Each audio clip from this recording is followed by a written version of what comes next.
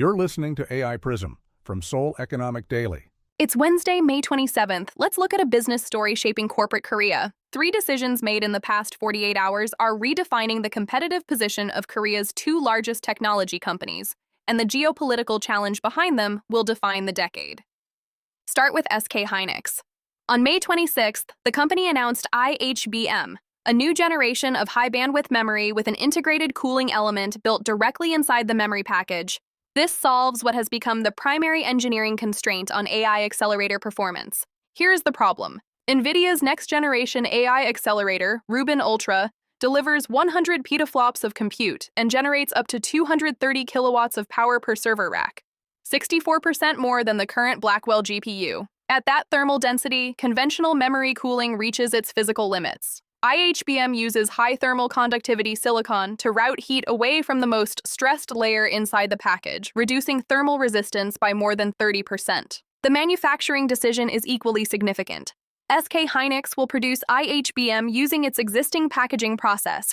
No new equipment, no additional capital expenditure. And because the architecture is compatible with customers' existing server platform designs, hyperscalers can adopt iHBM without redesigning their AI infrastructure. iHBM will be introduced with HBM5, the 8th generation, targeting NVIDIA's requirements for Rubin Ultra and its successor, Feynman.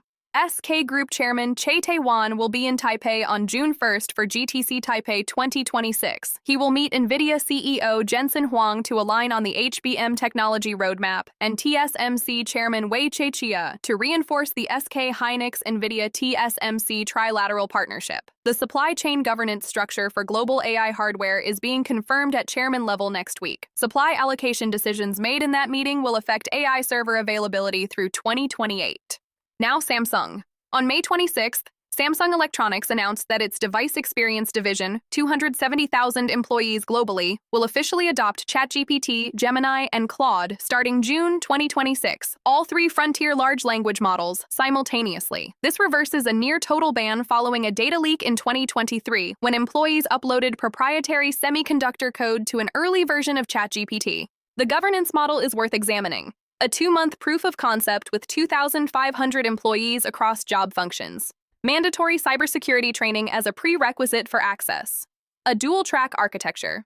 Samsung's proprietary AI, Samsung Gauss, handles sensitive internal processes. External models handle speed, scale, and multilingual capability. DXC No Tai Moon framed it in January. AI transformation is not simply introducing a tool. It is a process of fundamentally changing how we think and how we work. The manufacturing ambition goes further. By 2030, Samsung intends to convert every global production facility into an AI-driven factory. Digital twin simulation, AI agents for quality and logistics, and phased humanoid robot deployment in 3 categories: operating bots, logistics bots, and assembly bots. For boards still holding this AI governance decision, Samsung's controlled rollout, proof of concept, security certification, dual-track architecture is now the defensible standard. On the competitive horizon, Huawei's HiSilicon president announced at the IEEEIS CAS 2026 conference in Shanghai that Huawei will achieve 1.4 nanometer transistor density equivalent by 2031 using a new architecture called logic folding. Without EUV lithography, which U.S. sanctions have blocked from export to China since 2019. TSMC targets 1.4 nanometers in 2028, Samsung in 2029. Huawei's 2031 target narrows the gap from 5 to 7 years to 2 to 3 years. The technical challenges are real: heat dissipation and yield problems that logic folding inherently creates.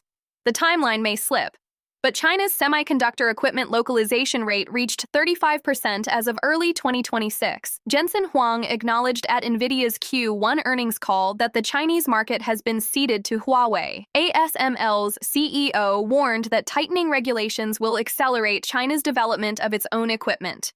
The directional signal is unambiguous. The strategic implication: use the current 5-year window to deepen technology leads in HBM, advanced packaging, and yield that Huawei cannot easily replicate.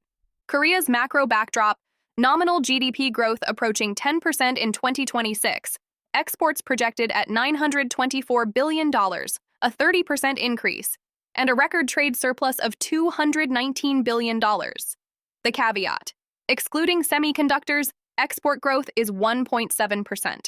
The one is at a 17-year real low despite record surpluses, a structural currency weakness driven by capital outflows, not cyclical shock. For multinationals with Korean production, one at REER 85 versus 100 in 2020 means Korean manufacturing costs are roughly 15% cheaper in purchasing power terms than 5 years ago. 3 things to watch. June 1st in Taipei. Any public announcement from the SK Hynix NVIDIA TSMC meeting on iHBM5 roadmap or supply terms is a market event. June, Samsung's AI rollout begins. Watch how compliance certification propagates through its vendor ecosystem. End of June, the government's senior workforce policy announcement, which will set the framework for age 60 employment decisions at Korean employers. That's today's AI Prism CEOs. This episode was produced with AI assistance based on Seoul Economic Daily reporting and reviewed by a human editor. AI Prism is a Juan Ifra award-winning series. We'll be back tomorrow. You've been listening to AI Prism from Seoul Economic Daily.